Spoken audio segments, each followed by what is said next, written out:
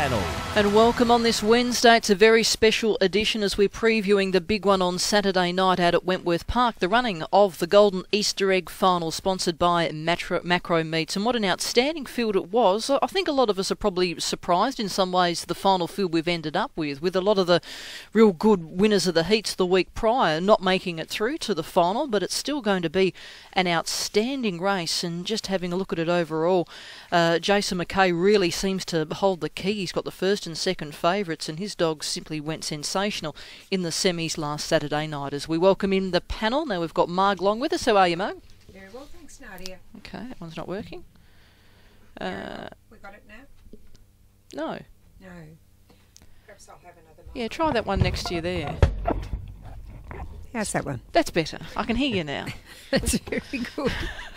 It's a good start, isn't it? It's a really good now, start. I did have it turned on and it's all ready and working to go, but obviously that microphone is faulty, so we'll let that one go.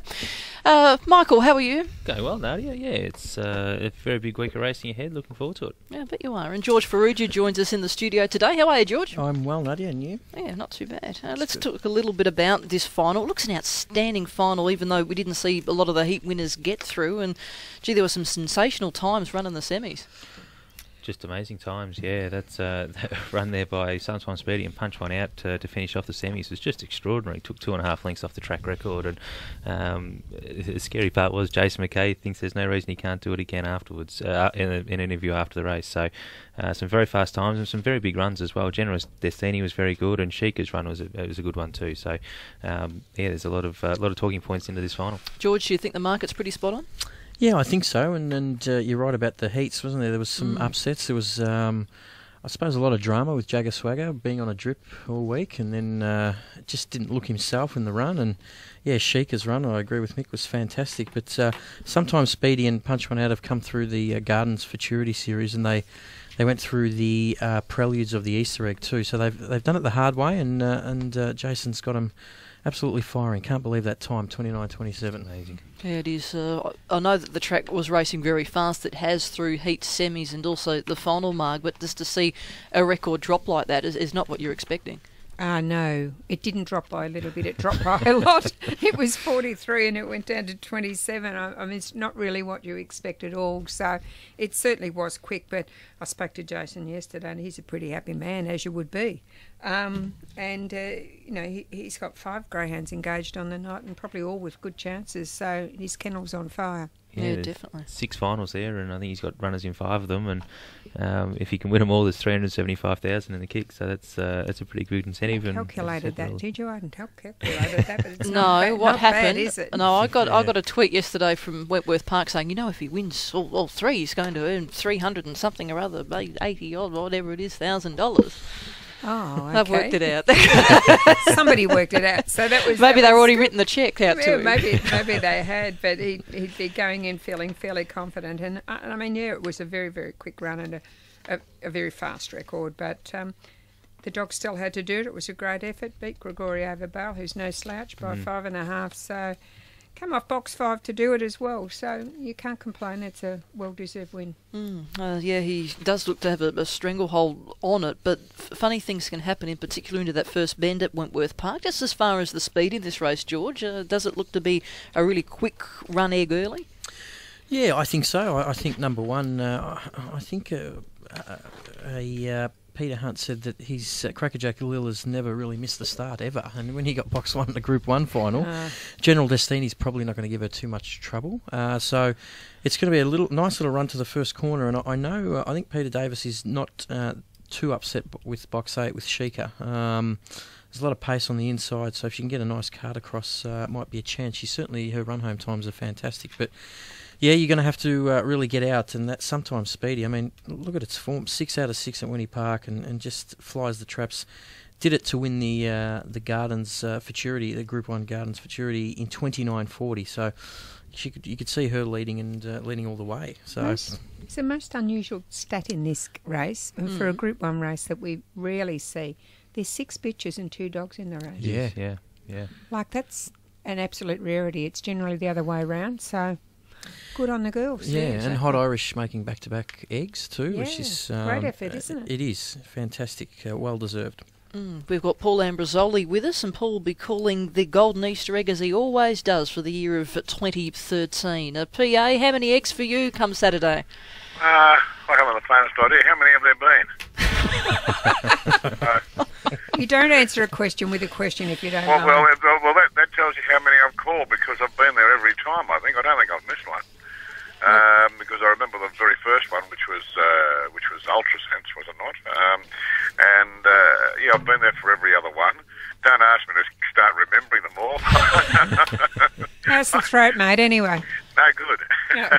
Absolutely no good. I'm having a terrible time here with a bad throat for the listeners. It's a shocker. And I've got to do an auction tomorrow. And tomorrow night I've got Dapto. Then Friday we're doing our usual 1 hour stint on Sky. And then Saturday night for the egg.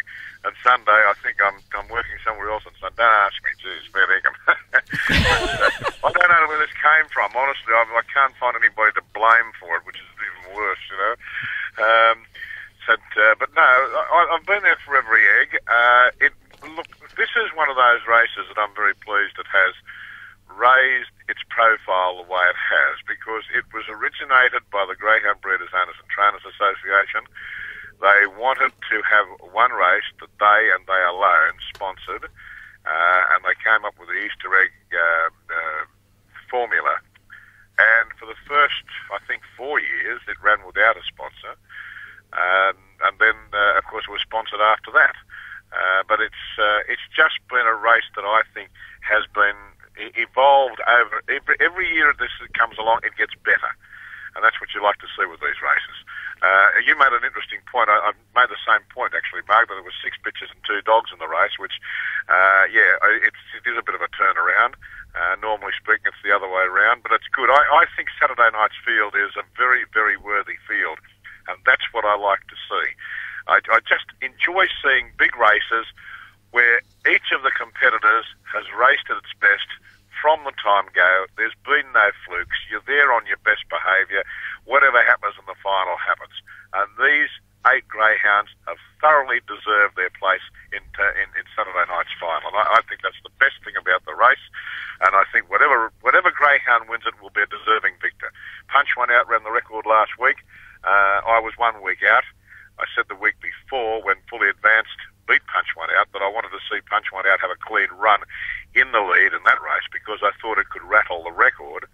Well, Fully Advanced led and Punch One Out, being a little bit inexperienced, just had to sort of try and figure out which way to go. And Fully Advanced was flying, and Punch One Out just couldn't run it down on the 45. Then the week later, Punch One Out hits the ground running, takes off and breaks the record. It didn't surprise me. Possibly the 29-2 surprised me, but nothing surprises me these days with lame racetracks because they just, they want to make them fast. They can make them fast, and faster dogs go faster on faster tracks, and that's what Punch One Out did. Paul, great honour for you too, for your many years and time you've devoted to greyhound racing, that they have named the consolation after you in the Ambrosoli. That must have been a wonderful thrill a few years ago. It was actually, to be quite honest with you, Nadia. It makes you feel a little bit proud and humble, as they say in the classics, but it really does.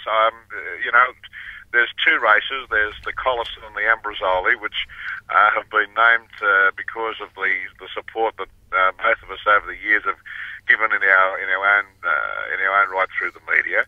And yeah, sure, I enjoy what I do and everything else and what have you. But when it comes down to the nitty gritty, when somebody says we're going to call this the Ambrosoli in your honour, yeah, it does make you very, very proud. I must say it. It really does. But moreover, the first couple of years of the Ambrosoli, the family one. When I say the family, like the Maltesers and everybody that we've been associated with for years, won the race and the connections and the like. So it was something rather funny that way too. But no, it's been very good, and so I take your point, Nadia. Yeah, it really is. Now be careful, we got Georgie Ferrugia in here today, so, all the Maltesers you're referring to. The Maltese, listen. We stick fat, Paul. We do, don't we? I say we because it's one of those funny things. I suppose Pat and I have been to more Maltese weddings than anything else. You would have seen some really bad Elvis impersonators over that journey. Dear oh me, I don't know about that. Paul, we're not going to ask you to remember every Golden Easter egg, but there's a couple that pop to mind for me, and I was just wondering your thoughts on it. Brett Lee's run to win off box 8 would be very memorable, and I can remember your really animated call when Power to Burn won the race. Are they two that stick in your mind? Well, Power to Burn sticks in your mind because it was just one of those races. I mean, if I can point something out that Des Hoisted once said, and Des was a most meticulous race caller and a champion race caller and a champion person. We were talking about broadcasters, and he made a point. He said, I have no trouble calling horse racing. He said, but the one thing I'd never call is greyhounds. He said, because if you make a mistake mid-race in a horse race, he said, you can get around it. He said, if you make some sort of error in a dog race, he said, that's the end of a section. You can't get past it because there's not enough time. So you've always got to be totally and completely on your mettle with an expectation that something may or could happen. And in Power to Burn's race, I could see that whilst she was under duress on the inside, she hadn't given up. And in your race calls, I suppose a little bit traditionalistic in my side of it because we've been taught that we paint the picture from the racetrack. And therefore, you don't get rid of that theatre, that dog is still there. You've got to give the listener, not necessarily the viewer, because the viewer's seeing it, but you're still painting that picture. And you could see that Power to Burn was still there. There was just something that said, you're not beaten yet. And then when she started to come again, the hairs on the back of your neck just go up. They really do. It's just one of those things when you're calling races, then you see something like that happen, that you just feel like punching the air and saying, yes, go. And that's what occurred, and I was just sort of bringing that to life with my listeners and the viewers, just bringing that to life, and you bring yourself to life, and you suddenly realise that this has been one of the great moments of your career to see a race like this, and it was one of those great moments, mate. You can't replay those; they just come out once every 20 years or something, and that was just an absolute boffler. We've got a lot of